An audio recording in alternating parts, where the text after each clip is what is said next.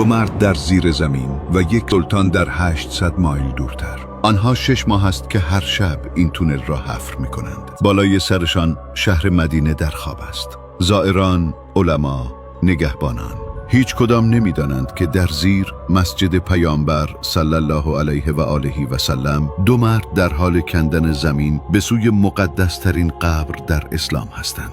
اگر آنها موفق شوند، جهان اسلام هرگز از این ضربه بهبود نخواهد یافت. اما این 2 مرد چیزی را نمی دانستند. در دمشق سلطانی تازه با فریاد از خواب بیدار شده بود. خوابی که نه 1 بار، نه 2 بار، بلکه 3 بار در یک شب دیده بود و تا صبح نتوانسته بود بخوابد. این 2 مرد چه کسانی بودند؟ چگونه توانستند 6 ماه تونل بکنند بدون اینکه کسی متوجه شود؟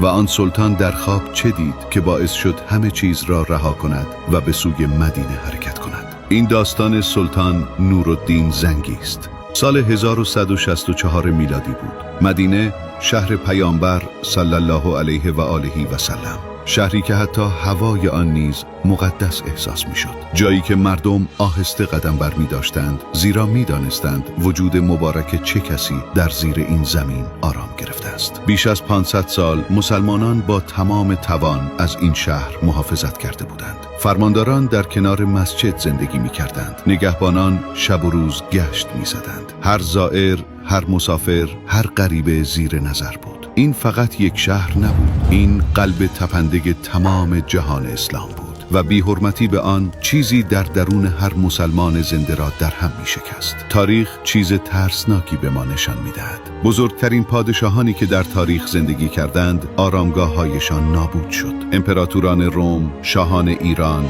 فرمانروایان مغول، یکی پس از دیگری قبرهایشان پیدا شد، غارت شد، بی‌حرمتی شد و فراموش کردید. اما در طول 1400 سال یک قبر دست نخورده باقی مانده است، محافظت شده و مقدس. دشمنان اسلام این را می دانستند. اگر می توانستند به آن قبر برسند، اگر می توانستند پیکر مبارک را بدزدند، آسیب روانی آن به جهان اسلام همیشگی می شد. و در سال 1164 میلادی بالاخره کسی تلاش کرد.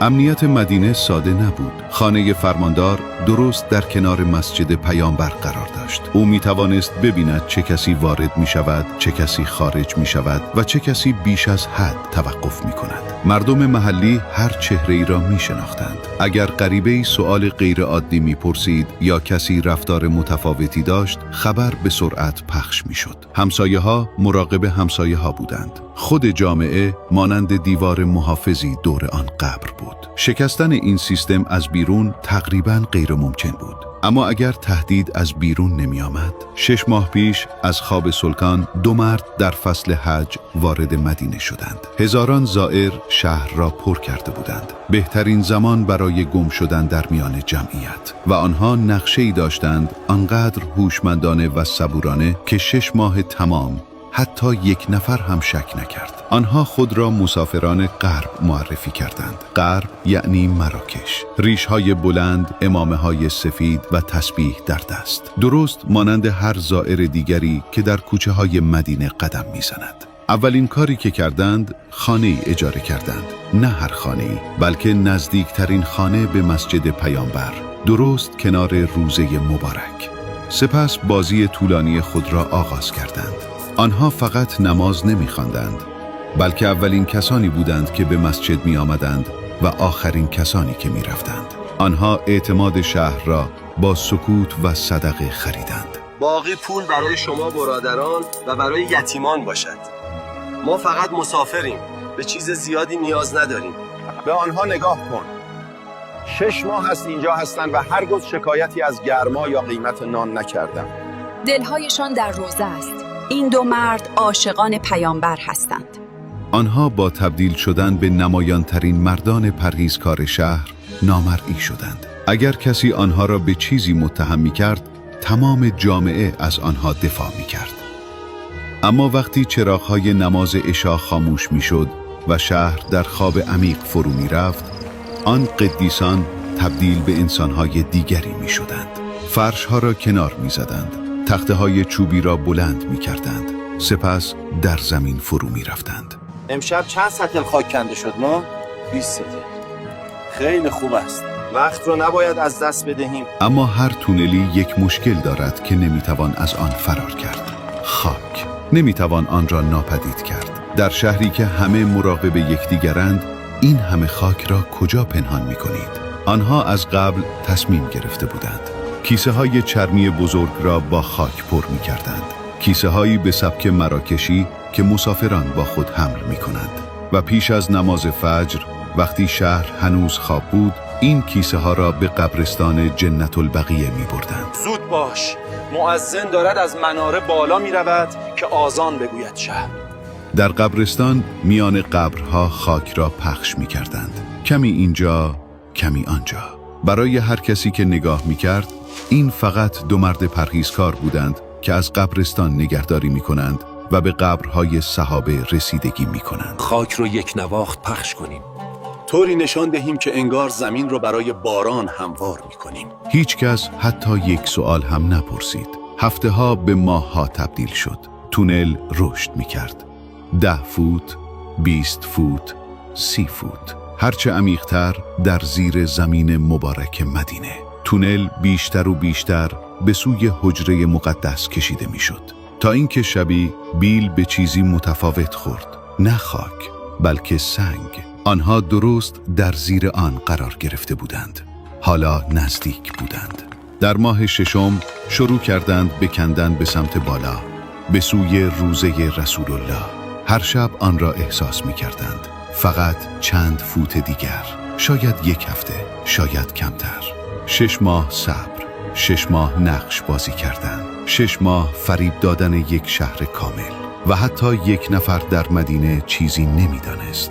نه فرماندار، نه نگهبانان، نه علما، نه هزاران زائری که هر روز شانه به شانه این دو مرد نماز می‌خواندند. در حالی که آن دو مرد در تاریکی زمین حفر می‌کردند، هزاران مایل دورتر در دمشق شخص دیگری کاملاً بیدار بود. سلطان نورالدین زنگی، سلطان سوریه و قدرتمندترین رهبر مسلمان زمان خود.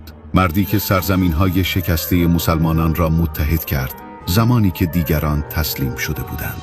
مردی که صلیبیون را عقب راند زمانی که آنها فکر می‌کردند برای همیشه پیروز شدند. اما نورالدین مانند دیگر سلاطین نبود. او در سراسر جهان اسلام به 2 چیز معروف بود: عدالتش و عشقش به پیامبر. میگفتند اگر سکه طلایی را در هر جاده‌ای از قلمرو او بیاندازید، 1 هفته بعد هنوز همانجا خواهد بود. و عشقش به پیامبر اسلام صلی الله علیه و آله و سلم.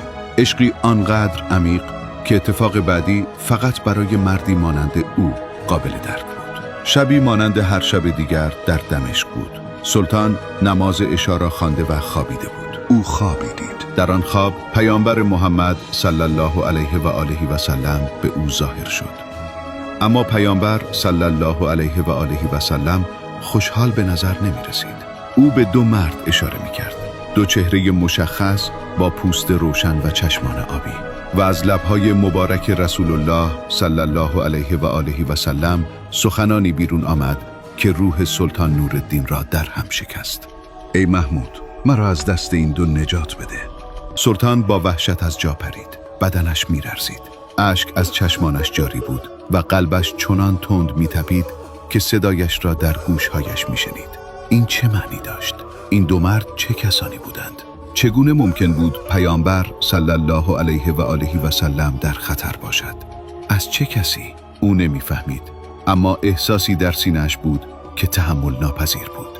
سلطان نورالدین برخاست و وضو گرفت. نماز نافله خواند و از الله خواست که برایش روشنی و وضاحت عطا کند.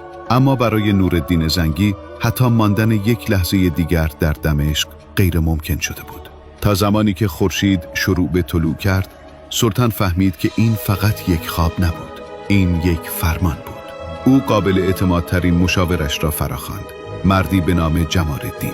سلطان خواب را برای او تعریف کرد، در حالی که صدایش می شکست و اشک هنوز از چشمانش جاری بود. اگر پیامبر 3 بار درخواست کمک کرد، تو منتظر صبح نباید باشی. ای سلطان، همین حالا به سوی مدینه حرکت کن. دستورها پیش از طلوع خورشید صادر شد. این یک سفر سلطنتی نبود. این یک دیدار رسمی نبود. این یک مأموریت نجات مخفیانه بود. 20 نفر از بهترین سوارکاران سلطان آماده شدند. اسب‌های سریع، شترهایی که با ثروت و هدایا بار شده بودند. زیرا سلطان نمیدانست در مدینه چه خواهد یافت، اما می‌خواست برای هر احتمالی آماده باشد. آنها از دمشق مانند باد حرکت کردند. تاریخ درباره این سفر نکته شگفت‌انگیزی را نقل می‌کند. راه میان دمشق و مدینه از میان بیابانها، کوهها و سرزمین‌هایی که هنوز توسط صلیبی‌ها تهدید می‌شد، معمولاً چندین ماه طول می‌کشید. اما سلطان نورالدین آن را در 16 روز طی کرد، بدون استراحت، بدون خواب درست. شبها می‌تاختند و در هر توقف اسب‌ها را عوض می‌کردند. در تمام این 16 روز تنها یک تصویر در ذهن او می‌سوخت: 2 چهره، پوست سرخ و چشمان آبی، و صدای پیامبر صلی الله علیه و آله و سلم که در گوشش طنین می‌انداخت. سرانجام وقتی سلطان نورالدین وارد مدینه شد، هیچ کس انتظارش را نداشت. هیچ اعلامیه‌ای داده نشده بود. هیچ آماده سازی صورت نگرفته بود. سلطان سوریه ناگهان در دروازه‌های شهر ظاهر شد، با 20 سوار خاکالود و چهره‌ای پر از خستگی و نگرانی. مردم مدینه سردرگم شده بودند. فرماندار شهر هم سردرگم بود. چرا سلطان سوریه اینجاست؟ چه اتفاقی افتاده است؟ آیا جنگی در راه است؟ اما سلطان نورالدین دلیل واقعی را به کسی نگفت، زیرا با مشکل بزرگی روبرو بود. او می‌دانست باید 2 مرد را پیدا کند، چهره‌های سرخ و چشمان آبی. اما مدینه پر از مردم بود. هزاران زائر، مسافران از هر گوشه جهان اسلام که هر روز وارد شهر می‌شدند و از آن خارج می‌شدند. چگونه می‌توان 2 چهره خاص را در میان هزاران نفر پیدا کرد؟ در حالی که نامشان را نمیدانست کجا زندگی می‌کنند و حتی نمیدانست هنوز در شهر هستند یا نه. سلطان در مسجد نشست، در سکوت، در فکر فرو رفت. یکی از همراهانش پرسید: ای سلطان، اگر آنها رو ببینی میتوانی بشناسیشان؟ البته، اگر آنها رو ببینم حتما میشناسم. اما ما نمیتوانیم همه خانه ها رو جستجو کنیم. این کار آنها رو میترساند. در عوض ما کاری میکنیم که خودشان نزد ما بیایند. فکر کن این یعنی چه؟ نمیتوانی خانه به خانه بگردی، چون این کار کسی را که دنبالش هستی هشدار میدهد. نمیتوانی اعلام کنی که دنبال کسی میگردی، چون آنها فرار خواهند کرد. باید دلیلی پیدا کنی که تمام مردم یک شهر به یک مکان بیایند و خودشان چهرهشان را نشان دهند. و دقیقاً همین نقشه را طراحی کردند. صبح روز بعد اعلامیه‌ای در تمام کوچه های مدینه طنین انداخت. بشنوید، سلطان سوریه برای نشان دادن عشق خود به این شهر به مدینه آمده است. برای نشان دادن محبتش به این شهر، او به تمام مردم مدینه هدیه و صدقه شخصی میدهد. هیچ کس نباید جا بماند. به مسجد بیایید و با سلطان دیدار کنید. این دامی بی‌نقص بود. هیچ کس این را رد نمی کرد. هیچ کس در خانه نمی ماند. تمام شهر به یک مکان می آمد و هر نفر چهرش را نشان می داد. روز بعد هر چهره‌ای باید از برابر چشمان سلطان عبور می کرد. صبح روز بعد جمعیت در مسجد گرد آمد و جستجوی نورالدین زنگی آغاز شد. صفعا تا بیرون درهای مسجد کشیده شده بود. پیرمردان، پسران جوان، تاجران، کشاورزان، علما و زائرانی از مصر، یمن، فارس و اندلس، همه برای گرفتن هدیه سلطان آمده بودند و هر کدام باید از مقابل چشمان سلطان عبور می کردند. سلطان در جلوی مسجد نشسته بود و وزیرش در کنارش. یکی یکی مردم جلو می آمدند. یک پیرمرد با ریش سفید: آنها نیستند. یک مسافر جوان از یمن: آنها نیستند. یک خانواده از مصر: آنها نیستند. بعدی.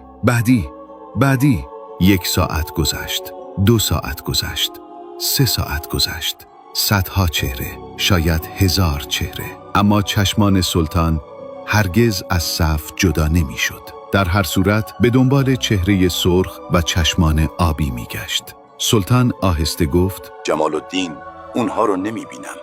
امروز 500 نفر رو دیدم، اما هیچ کدام آنها چشمان آبی رو ندارند. صبور باشید ای سلطان. اگر در این شهر باشند برای گرفتن طلا خواهند آمد. بوی طلا آنها رو به اینجا خواهد کشید. فقط شما صبر کنید.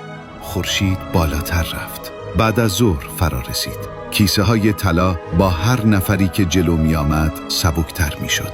سلطان با سخاوت به همه هدیه می داد. اما در درون سینه‌اش سنگین تر می شد. هزاران نفر از مقابل او عبور کرده بودند و آن دو مرد هیچ جا نبودند. خورشید کم کم غروب می کرد. وقت مغرب نزدیک می شد. صفها کوهتر شدند. آخرین چند نفر جلو آمدند. خزانه خالی شد. هر سکه توزیع شده بود.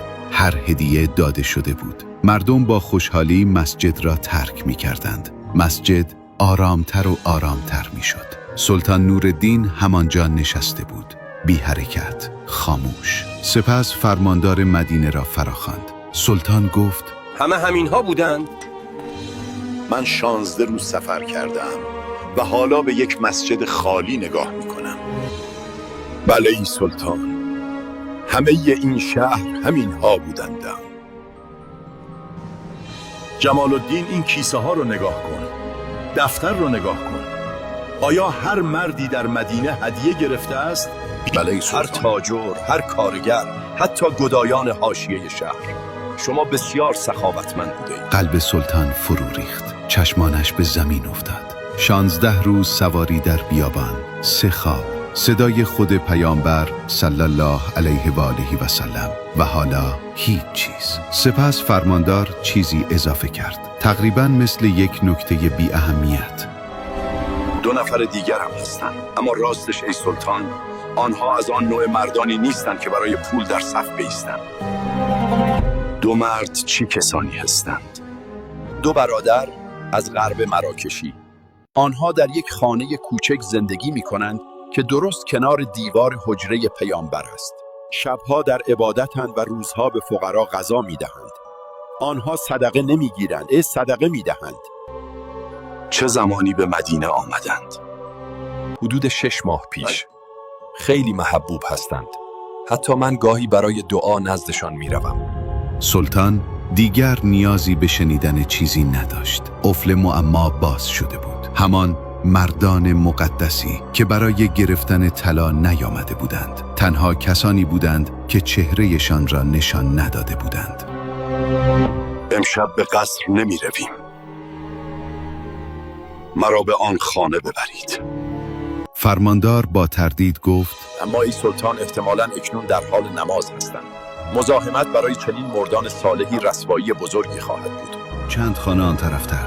آن 2 مرد هیچ نمی‌دانستند که دیوارهایی که 6 ماه برای خود ساخته بودند در حال فرو ریختن است. آنها یک شهر کامل را فریب داده بودند. همسایه‌ها، مغازه‌داران، نگهبانان و علما. سلطان نورالدین از مسجد خارج شد. نگهبانانش پشت سرش حرکت کردند. فرماندار راه را نشاندند. فقط چند قدم خانه درست کنار مسجد بود. نزدیکترین خانه به مسجد پیامبر صلی الله علیه و آله و سلم. البته دیگر کجا می توانست باشد؟ فرماندار در زد. مردی در را باز کرد. ریش بلند، عمامه سفید، تسبیح در دست، چهره‌ای پر از تواضع. فرماندار گفت: سلطان می‌خواهد شما رو ببیند. بفرمایید ای سرورم. این افتخار بزرگی است. سلطان وارد خانه شد. چشمانش قبل از آنکه پاهایش از آستانه عبور کند همه جا را بررسی می‌کرد. یک اتاق کوچک، ساده، چند کتاب فقه اسلامی مرتب چیده شده، جانمازها در گوشه‌ای، قرآن روی رحل چوبی، بوی بخور در فضا.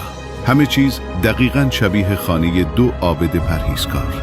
سپس سلطان مرد دوم را دید که در گوشه‌ای نشسته بود. ریش بلند، تسبیح در دست، لبخند آرام.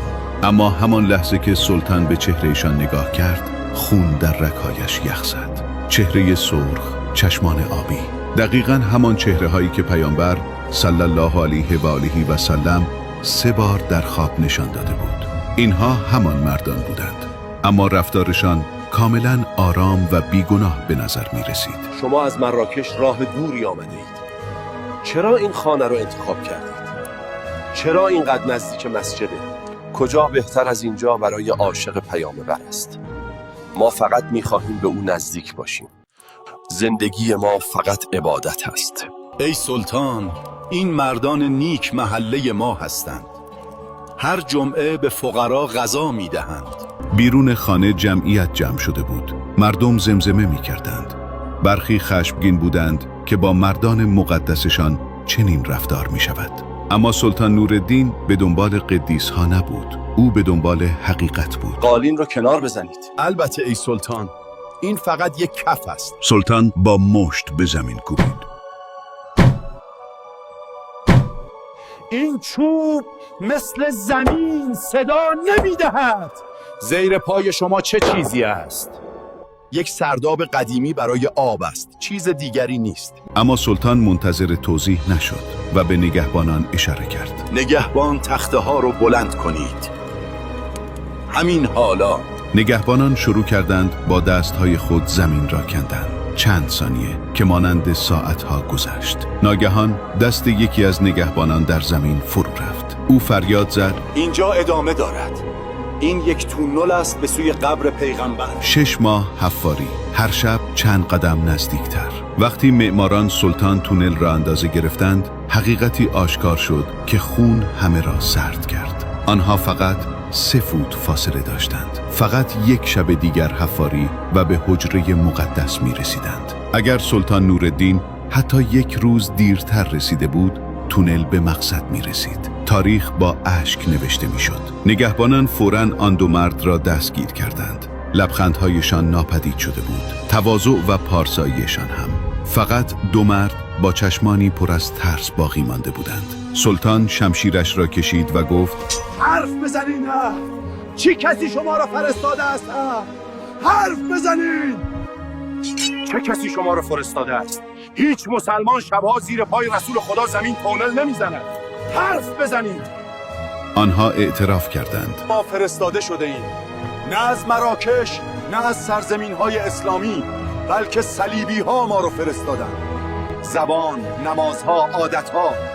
به ما گفته شد پیکر پیامبر شما رو برداریم و به سرزمین های خود ببریم. صبح روز بعد آن 2 مرد در برابر مردم مدینه و در مقابل مسجد النبوی آورده شدند. در همان جایی که تلاش کرده بودند حرمت آن را بشکنند و همانجا اعدام شدند. تمام شهر شاهد آن بود. در همان کوچه هایی که زمانی به عنوان برادران محبوب راه می رفتند. در همان زمینی که در آن به فقرا غذا داده و قرآن خوانده بودند و همانجا اعدام شدند.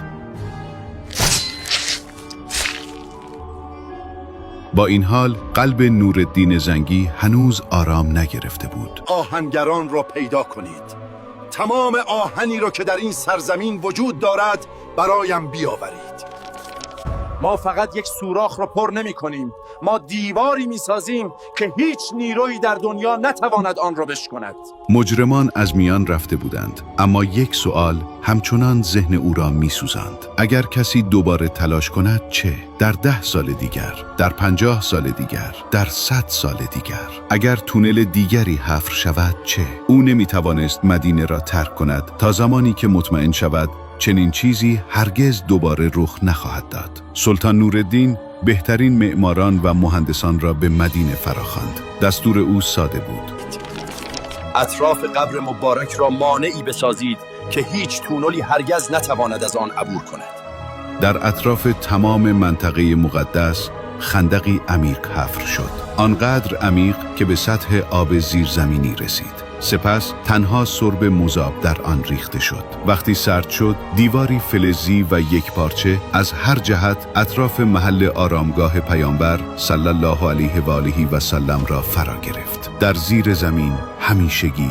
شکست ناپذیر. گفته می شود آن دیوار تا امروز نیز وجود دارد. بیش از 900 سال گذشته است و آن سد سربی که سلطان نورالدین ساخت هنوز در زیر زمین مدینه قرار دارد. هنوز محافظت می کند. هنوز نگهبانی می دهد. و این تنها تلاش در تاریخ نبود. در طول قرنها تلاش‌های دیگری هم صورت گرفت. نقشه‌های مختلف در زمان‌های مختلف. اما همه آنها شکست خوردند. الله در قرآن وعده داده است: يا أيها الرسول بلغ ما أنزل إليك من ربك وإن لم تفعل فما بلغت رسالته والله يعصمك من الناس إن الله لا يهدي القوم الكافرين.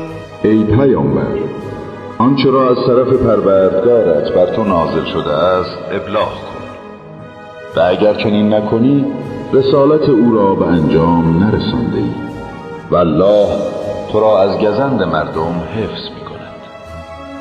بی تردید الله گروه کافران را هدایت نمی کند. الله تو را از مردم محافظت خواهد کرد. در طول 1400 سال این وعده هرگز شکسته نشده است. پس از آن سلطان نورالدین به آرامی به دمشق بازگشت. او هرگز درباره آنچه رخ داده بود سخن نگفت. او از این کار شهرت نمیخواست. او ستایش نمیخواست. یک خواب، یک سلطان، یک مأموریت و مقدسترین آرامگاه در اسلام نجات یافت. امیدوارم این داستان همان گونه که باید به دل شما نشسته باشد. سلطانی که به خاطر یک خواب 16 روز بدون استراحت تاخت. دو مردی که 6 ماه یک شهر کامل را فریب دادند و دیواری از سرب که 900 سال بعد هنوز زیر زمین مدینه پنهان است.